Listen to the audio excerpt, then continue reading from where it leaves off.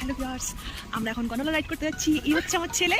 বলে দিলে বাবা, দেখো দেখো দেখো, এই যে মা পেছনে, আমার শ্বশুর শাশুড়ি ওই বাবা মা সামনে, ওরা একটু এগিয়ে গেছে। আমরা এখন গন্ডোলা রাইড করছি। ভয় ভয় লাগছে, আমার বেশ ভালো লাগছে। এই যে আমরা রোপওয়েতে, আমার ছেলেকে এখন সে শুধু চুপচাপ ফিল করছে।